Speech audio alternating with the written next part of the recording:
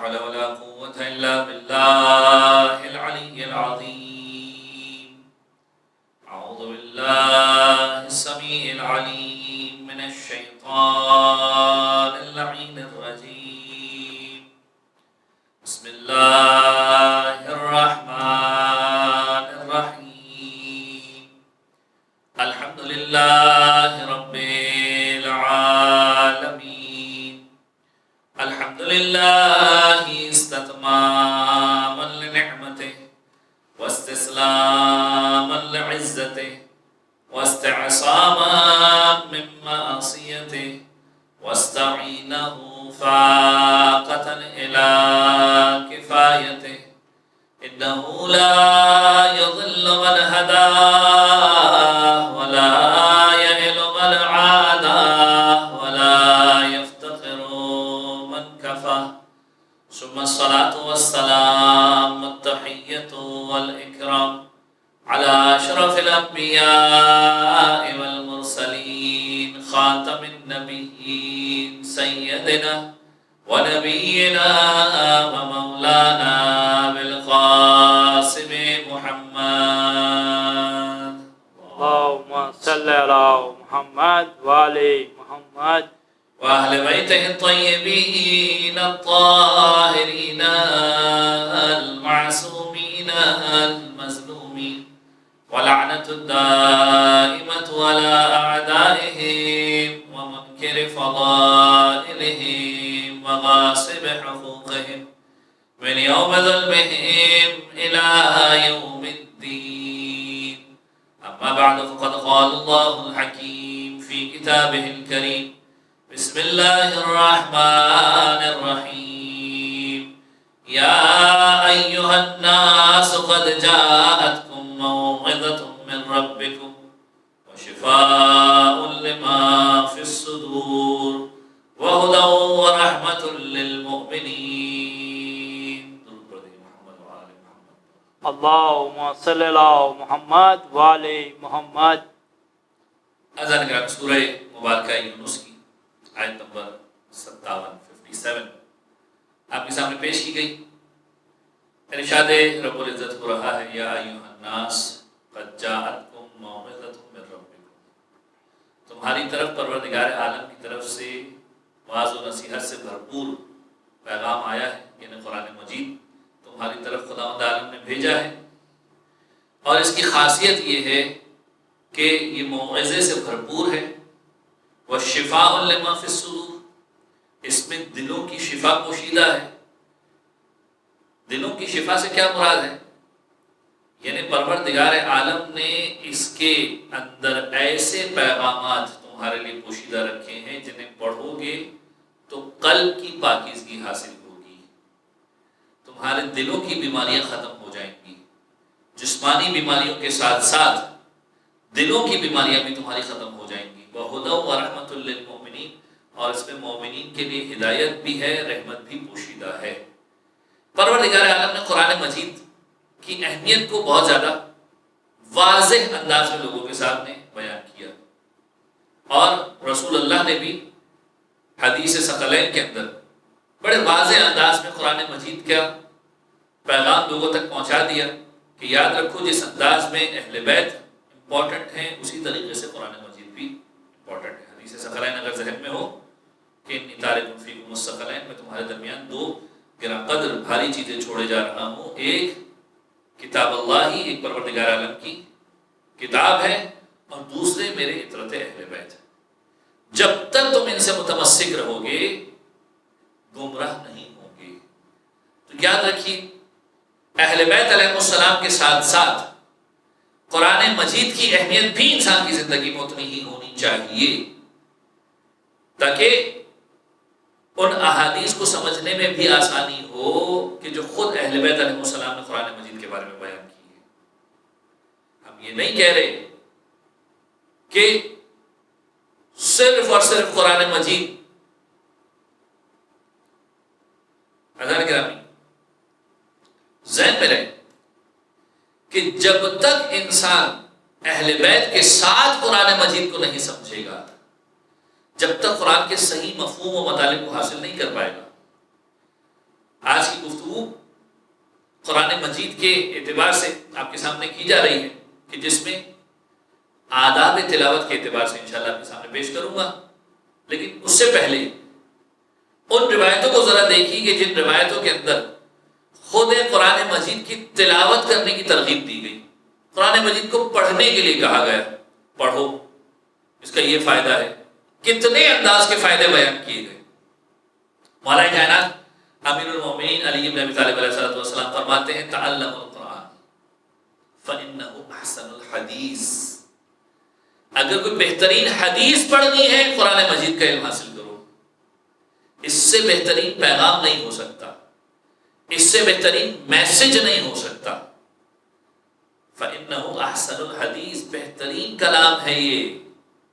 پھر فرماتے وتفقهوا فیہ فإنه ربیع القلوب، اس قرآن مجید کے اندر تفقہ کرو، غور و فکر کرو، سوچو، جب سوچو گے تو دل کو تازگی ملے گی۔ ایسی ایسی آیتیں اگر کوئی افسردہ شخص پڑھے تو اسے امید مل جائے گی۔ آیت قرآنی ہے نا کہ جو گناہ کر کے بیٹھے ہیں، نا امید ہو کر بیٹھے ہیں، خدا کی رحمت سے مایوس ہونے کی ضرورت نہیں ہے، افسردہ بیٹھے ہو، امید کی کرن نکل پڑے گی۔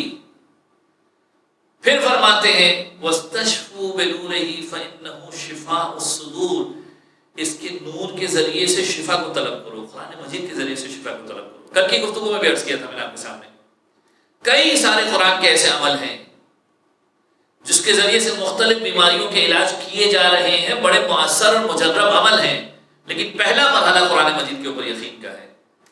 یقین کے ساتھ قرآن مجید کے ذریعے سے شفا کو طلب کرو، یہ تمہارے دلوں کو شفا دینے والا ہے، دل بیماری سے بھرپور ہو چکے ہیں اسے شفا دینے والا ہے۔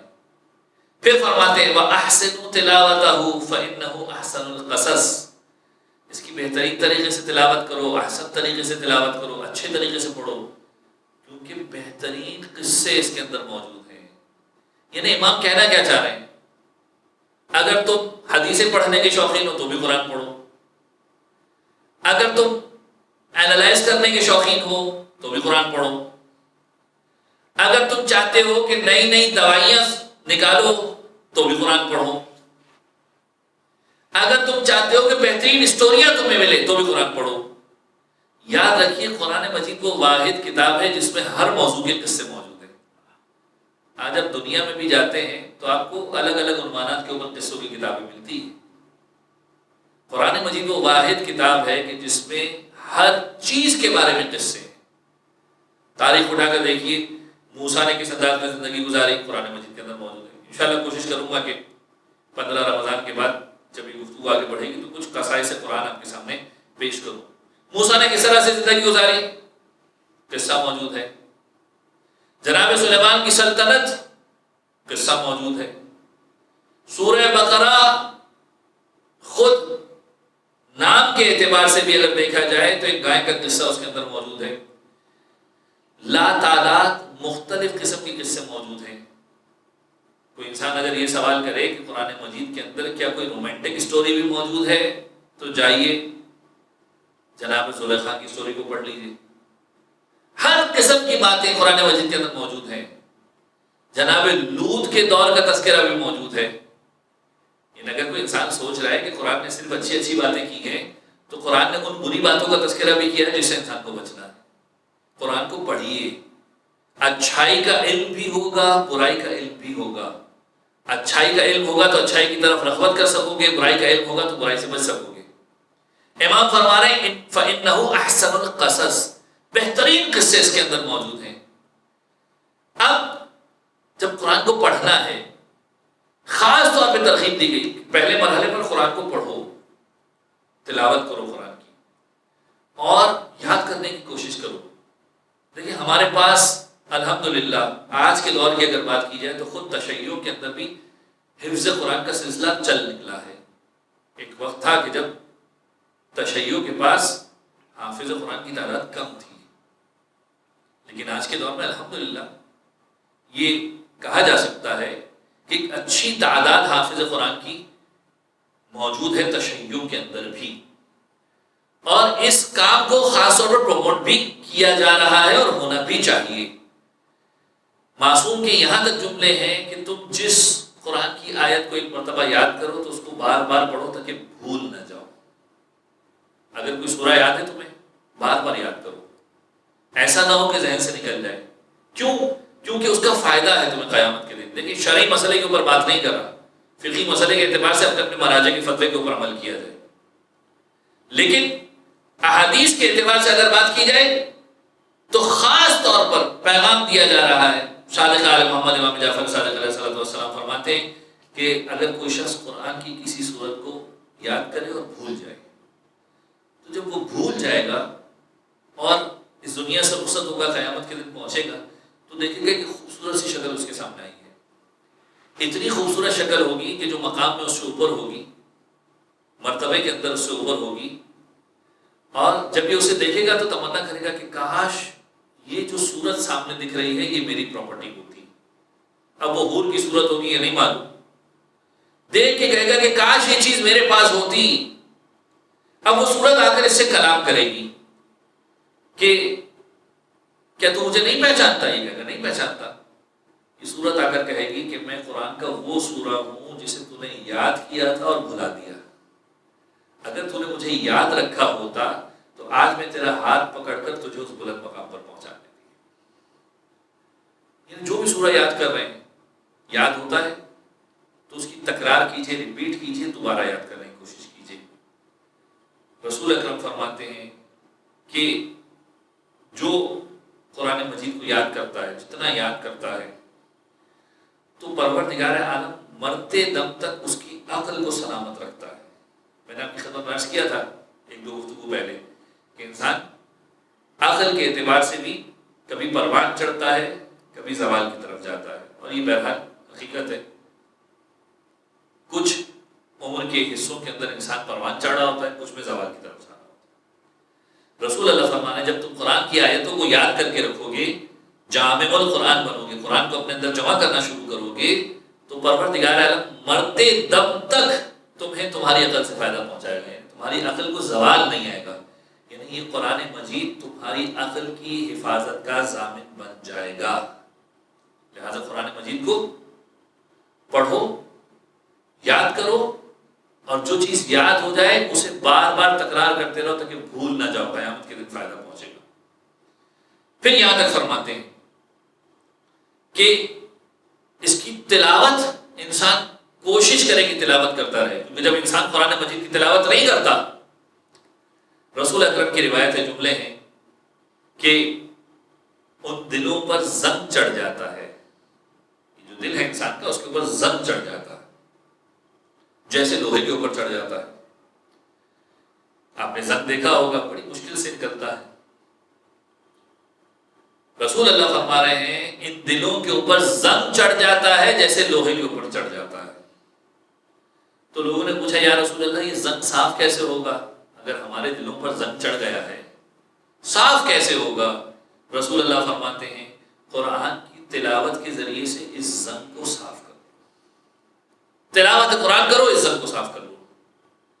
لیکن ترغیب دلائی جا رہی ہے، شوق بیدار کیا جا رہا ہے کہ قرآن مجید کی تلاوت بھی کرو، اسے یاد کرنے کی کوشش بھی کرو. جتنا یاد کرو گے اپنے مقام مراتب کو بلند کرتے جاؤ گے اور اپنی عقل کو مرتے دم تک محفوظ کرتے جاؤ گے. روایتوں کے اعتبار سے میں نے آپ کے سامنے پیش کیا. اب اس کے بعد سوال یہ پیدا ہوتا ہے کہ تلاوت قرآن کرنی ہے کس انداز میں کرنی ہے؟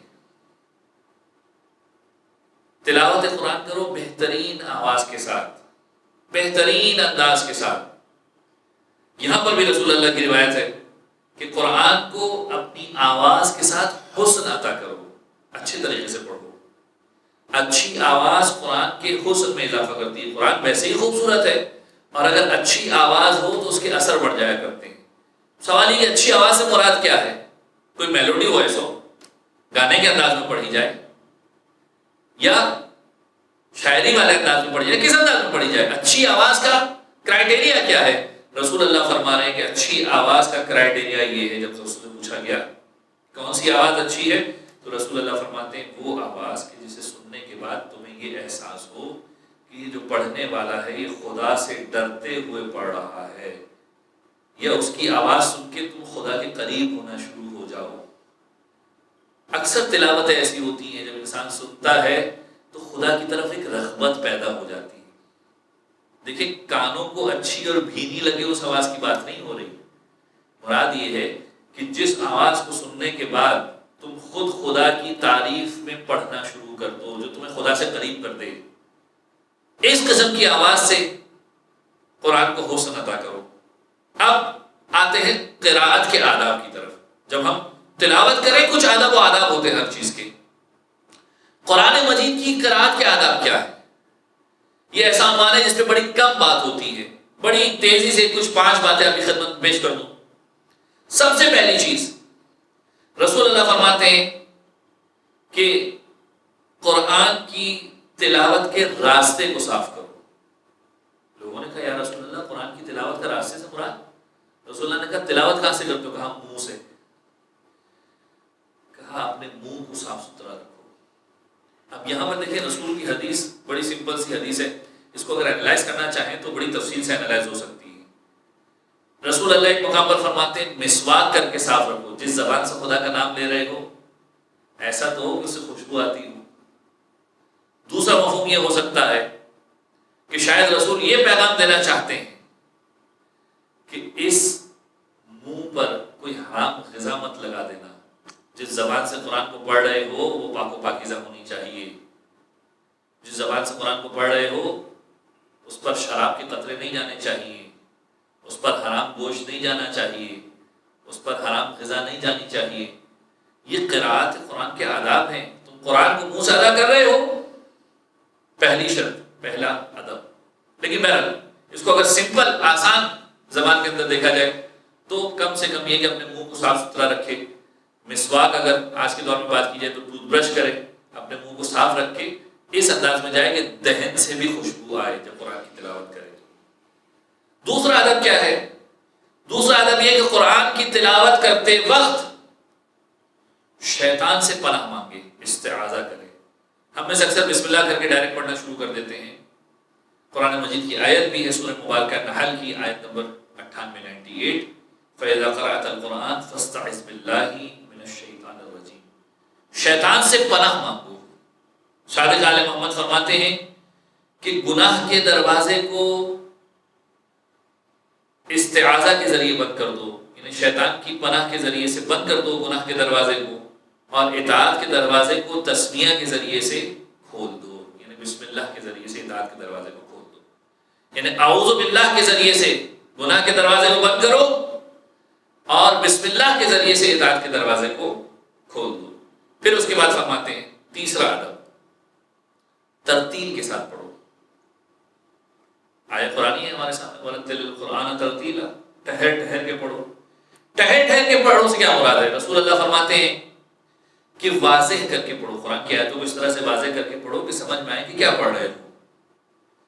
پھر فرماتے ہیں سبزی فروشوں کی طرح آوازیں مت لگاؤ. یعنی اس انداز میں قرآن مت پڑھنا کہ ایسا لگے کوئی سبزی فروش کر رہا ہے. سبزی فروشوں کی طرح آوازیں مت لگاؤ، اشعار کی صورت میں چیخاں مت کرو.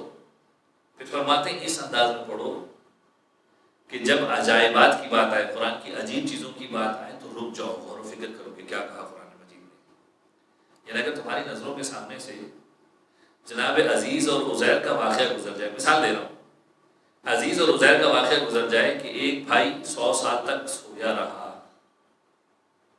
تو سوچو کہ پروردگار عالم کی قدرت ہے کہ ایک بھائی زندہ رہا، ایک بھائی 100 سال تک سویا رہا. عجیب چیزیں ہیں نا. عجائبات پر غور و فکر کرو. اصحاب کہف کا اگر ذکر ہے غور کرو. رسول اللہ فرمائے ترتیل سے مراد یہ ہے. پھر فرماتے ہیں دلوں میں حرکت پیدا کرو، اور آخری جملہ کہتے ہیں کہ تمہارا مقصد سورہ ختم کرنا نہیں ہونا چاہیے. ماہ رمضان مبارک کے اندر انسان قرآن پڑھتا ضرور ہے لیکن ایک ریس لگی ہوئی ہوتی ہے. آپ نے اکثر جگہ پر دیکھا ہوگا، میں نے 2 قرآن ختم کیے، میں نے 3 کیے، میں نے 4 کیے، میں نے 10 قرآن ختم کر دیے. خدا را ریسنگ میں مت جائیے، کم بھی پڑھیں. رسول اللہ فرما رہے کہ ترتیل کا مطلب یہ ہے کہ تمہارا مقصد سورہ ختم کرنا نہیں ہونا چاہیے. 4 آیتیں پڑھو، 10 آیتیں پڑھو، 15 آیتیں پڑھو. ثواب کی بات میں نہیں کر رہا. دیکھیں ثواب جو بیان ہوا ہے، جو آیتیں پڑھنے کا ثواب ہے وہ آپ کو ملے گا اپنی جگہ پر، چاہے آپ سورہ ہی ختم تمہارا سورہ ختم کرنا نہیں ہونا چاہیے۔ پھر فرماتے ہیں چوتھی قرات کی شرط، قرات کے آداب میں چوتھا ادب کہ انسان تدبر کے ساتھ پڑھے، غور و فکر کرے۔ چوتھے امام فرماتے ہیں کہ قرآن کی آیات علم کے خزانے ہیں، اور جب تمہارے سامنے خزانوں کا دروازہ کھلا ہوا ہو تو سوچ کر خزانوں کو اٹھانا شروع کرو۔ جب انسان کے سامنے بہت قیمتی چیزیں پڑی ہوتی ہے تو وہ چھوٹی چیزیں لے کے نہیں چلا جاتا، وہ ڈھونڈتا ہے کہ کہیں سے مجھے ہیرے موتی بہترین والے مل جائیں، ایسی قیمتی جواہر مل جائیں کہ جس کا کوئی ثانی نہ ہو۔ امام فرما رہے ہیں قرآن کے خزانے تمہارے سامنے کھلے ہوئے ہیں، لہذا جب خزانے کا دروازہ کھلا ہو تو اس پر غور و فکر کرو۔ پانچواں ادب یہ ہے کہ جب خدا کی بارگاہ میں تلاوت کرو خشوع کے ساتھ۔ خشوع کا مطلب کیا ہے؟ خوف کے ساتھ، ڈرتے ہوئے، سوچ سمجھ کے، اس انداز میں کہ تم قرآن پڑھ رہے ہو تو ڈوب کر پڑھو، تمہیں پتا ہو کہ کیا پڑھ رہے ہو۔ آٹھویں امام امام علی بن موسیٰ رضا کے بارے میں جملے ملتے ہیں کہ امام اس انداز میں قرآن کی تلاوت کیا کرتے تھے کہ جب دوزخ کا ذکر آتا تھا یا جنت کا ذکر آتا تھا امام کی آنکھوں سے آنسو جاری ہو جاتے تھے۔ جنت کا ذکر آتا تھا تو پروردگار عالم سے جنت کی دعا مانگتے تھے، دوزخ کا ذکر آتا تھا تو پروردگار عالم کی بارگاہ میں آتش جہنم سے بچنے کی دعا مانگتے تھے، ڈرتے تھے کہ پروردگار تو عذاب میں ڈال، عذاب میں مت ڈال دینا، عذاب میں داخل مت کر دینا۔ تو جب خشوع کے ساتھ پڑھو گے تو قرآن کی روح صحیح انداز میں تمہیں سمجھ میں آئے گی۔ ترجمہ گرامی، قرآن مجید رمضان مبارک کے اندر ہر کوئی پڑھ رہا ہے، کوشش کیجئے کہ ان آداب کا بھی خیال کیجئے، جن سوروں کو پڑھ رہے ہیں ان کی تکرار کر کے انہیں یاد بھی کیجئے تاکہ جنت کے اندر مقام بھی بلند ہو جائے۔ انشاءاللہ کل کی گفتگو میں جو قرآن پڑھنے والے ہیں اور جن کے بارے میں قرآن مجید نے کچھ باتیں کی ہیں، انشاءاللہ وہ باتیں آپ کی خدمت میں عرض کروں گا۔